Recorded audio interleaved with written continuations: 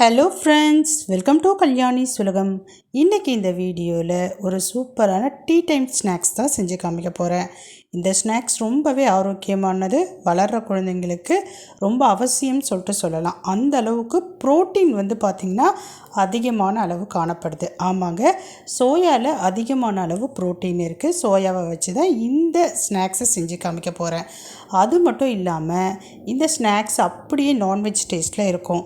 புரட்டாசி மாதத்தில் நிறைய பேர் வெஜ் தான் சாப்பிடுவோம் இல்லைங்களா?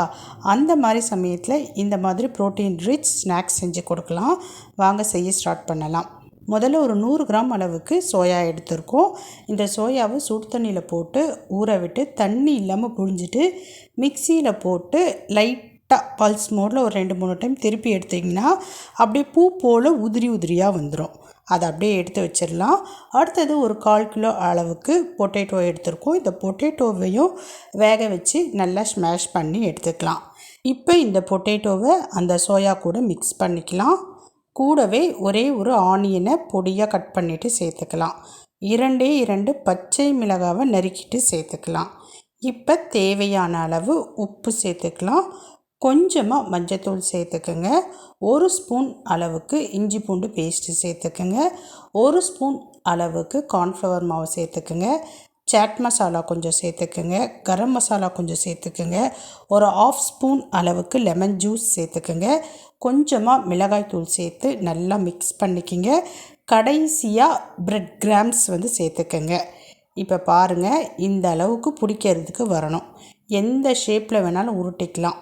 நம்ம இப்போ கட்லெட் தான் செய்ய போகிறோம். என்ன ஷேப்புக்கு வேணுமோ அந்த ஷேப்புக்கு ரெடி பண்ணிக்கலாம். கொஞ்சமாக மைதா மாவு எடுத்து அதில் தண்ணி சேர்த்து நல்லா மிக்ஸ் பண்ணி அதில் நம்ம ரெடி பண்ண இந்த கட்லெட்டை போட்டுட்டு மறுபடியும் பிரெட் கிராம்ஸில் புரட்டி எடுத்தோன்னா சூப்பரான கட்லெட் இப்போ ரெடி ஆகிட்டே இருக்குது. நான் இன்னும் ஒன்று அதே மாதிரி செஞ்சு காமிக்கிறேன். ரெடி பண்ண மாவை எடுத்து நமக்கு வேண்டிய ஷேப்பில் உருட்டிட்டு மைதா மாவு கரைசலில் டிப் பண்ணி எடுத்து மறுபடியும் பிரெட் கிராம்ஸை மேலே அப்படியே போட்டு எடுத்தோன்னா சூப்பரான கட்லெட்டு ரெடி ஆகிட்டே இருக்குது.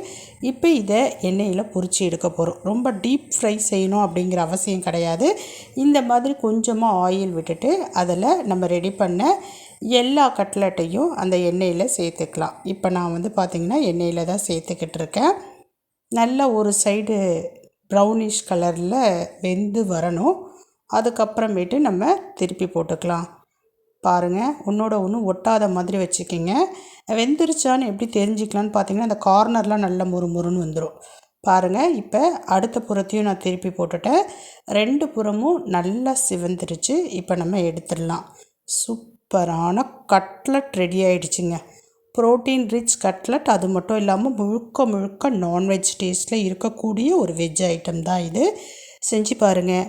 மறக்காமல் நம்ம சேனலை சப்ஸ்கிரைப் பண்ணிக்கோங்க. லைக் பண்ணுங்கள், கமெண்ட் பண்ணுங்கள், ஷேர் பண்ணுங்கள். இப்போ நான் கிளம்புறேன். பாய்.